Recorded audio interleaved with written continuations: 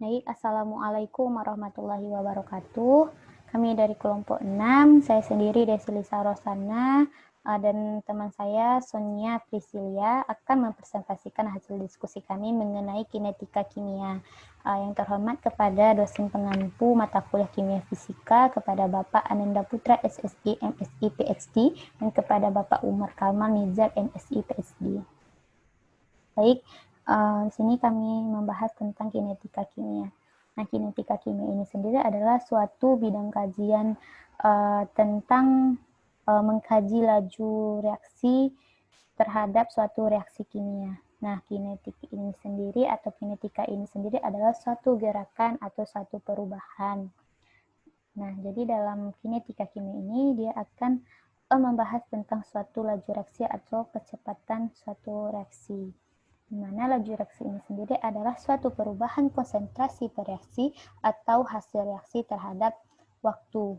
Nah, satunya M per sekon.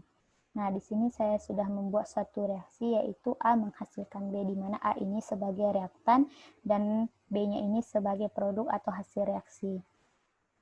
Nah, jadi dalam laju ini nanti si reaktannya ini akan mengalami suatu penurunan per satuan waktu, dan untuk yang produksi B-nya ini akan mengalami penambahan atau kenaikan per satuan waktu. Jadi bisa kita katakan bahwa laju reaksi adalah suatu laju berkurangnya konsentrasi suatu reaksi atau laju bertambahnya konsentrasi suatu produk per satuan waktu. Nah, jadi didapatkan lajunya sama dengan min. Ini untuk tanda bahwa dia mengalami penurunan dikali delta konsentrasi A per delta T, atau yang untuk produknya dia menghasilkan delta konsentrasi B per delta T. Nah, di sini terlihat suatu grafik di mana terlihat jelas bahwa untuk yang A tadi atau yang untuk reaksinya ini mengalami penurunan, sedangkan yang untuk B-nya atau produknya ini mengalami kenaikan per satuan waktu.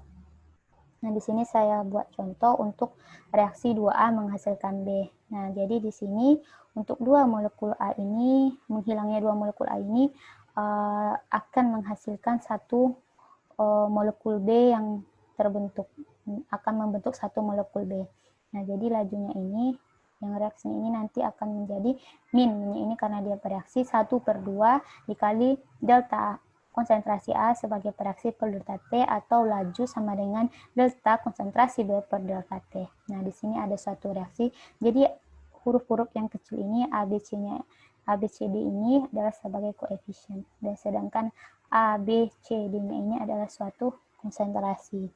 Nah, jadi hukum lajunya min 1/A kecil dikali delta A besar per delta T. Nah, jadi tanda yang AB-nya ini adalah untuk yang reaksi, sedangkan yang untuk produk dia untuk C dan D. Nah, di sini jadi 1/C dikali delta C per delta T, dan sama untuk yang di D-nya. Seperti itu. Nah, kita memasuki hukum laju. Hukum laju ini adalah suatu persamaan yang menghubungkan laju reaksi dengan konstanta laju dan konsentrasi per reaksi. Jadi dalam hukum laju ini nanti akan membahas tentang hubungan dari konsentrasi per reaksi dengan suatu laju reaksi. Nah, jadi di sini suatu persamaan ini nanti akan didapatkan rumusnya bahwa laju sama dengan K dikali konsentrasi A pangkat X dikali B konsentrasi B pangkat Y, di mana K ini adalah suatu konstanta dan X dan Y ini adalah suatu order reaksi, di mana order reaksi ini adalah suatu jumlah dari pangkat-pangkat setiap konsentrasi per reaksi dari suatu hukum laju. Nah, jadi di sini nanti kita akan menentukan hukum laju awalnya terlebih dahulu, di mana untuk reaksi A ditambah B menghasilkan suatu produk, di mana hukum lajunya adalah K konsentrasi A pangkat X dikali konsentrasi B pangkat Y. Nah, untuk menentukan hukum laju awalnya, kita buat perumpamaan untuk konsentrasi awal A menjadi A0, dan untuk konsentrasi awal B menjadi B0. Jadi kita dapatkan hukum hukum laju awalnya menjadi V0 sama dengan K dikali konsentrasi A0 pangkat X dikali B0 pangkat Y. Nah, penentuan hukum laju ini bisa kita dapatkan juga melalui beberapa percobaan. Di sini contohnya saya membuat satu yang contohnya itu yaitu satu reaksi nitrat oksida dengan hidrogen. Nah, di sini didapatkan 3 reaksi. Jadi, rumus hukum lajunya menjadi laju sama dengan K dikali NO X pangkat X dikali H2 pangkat Y. Nah, untuk mendapatkan orde dari NO dan H2, ini bisa untuk yang pertama, untuk mendapatkan nilai orde dari NO, nanti bisa kita buat dari reaksi 1/2.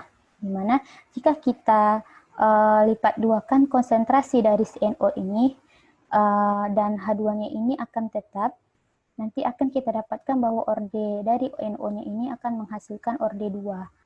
Nah, jadi si NO-nya ini, si X-nya tadi akan bernilai 2. Karena si H2-nya ini akan habis, di sini tinggal setengah, dan yang lajunya ini menjadi 1/4. Sehingga didapatkan 2 kali dari lajunya. Jadi didapatkan nilai NO-nya, pangkat X-nya ini bernilai 2 untuk orde si NO.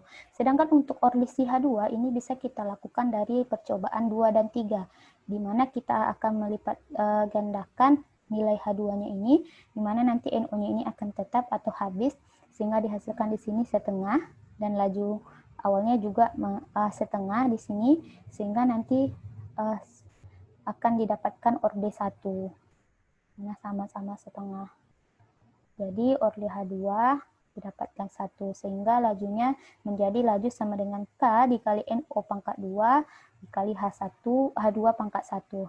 Nah, jadi jika ditanya berapa orde totalnya, nanti orde dari NO ditambah dengan orde dari H2, berarti X ditambah Y menghasilkan 2 ditambah 1 sama dengan 3, jadi orde totalnya ada 3.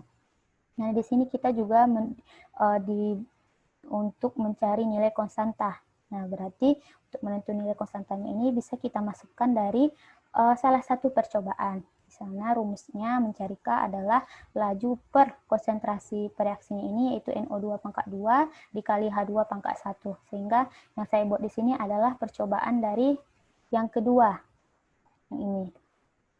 Jadi kita masukkan laju awalnya 5 kali 10 pangkat min 5, dan untuk NO-nya di sini 10 kali 10 pangkat 3, kita pangkat 2 kan.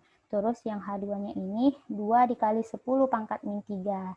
Sehingga nanti dihasilkan 2,5 dikali 10 pangkat 2 per meter kuadrat kali detik. Cukup sekian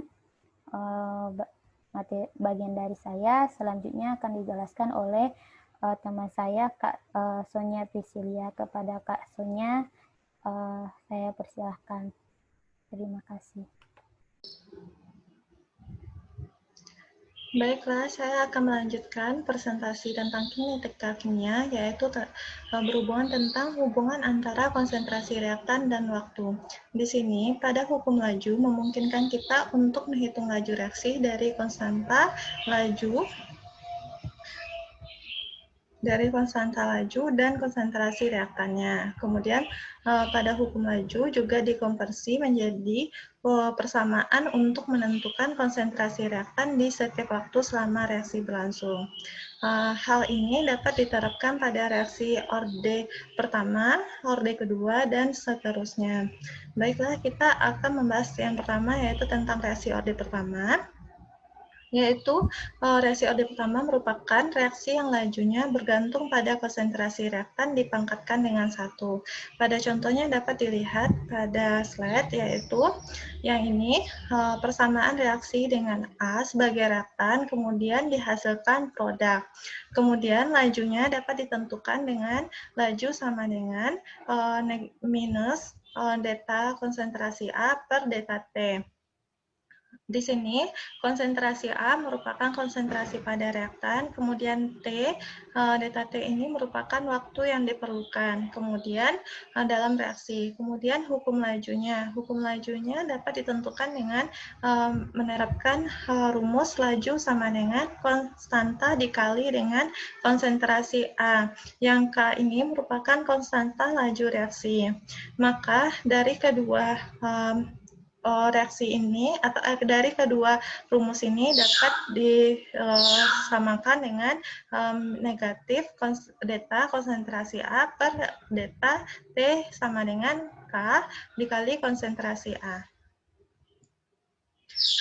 Baik, selanjutnya yaitu reaksi orde kedua.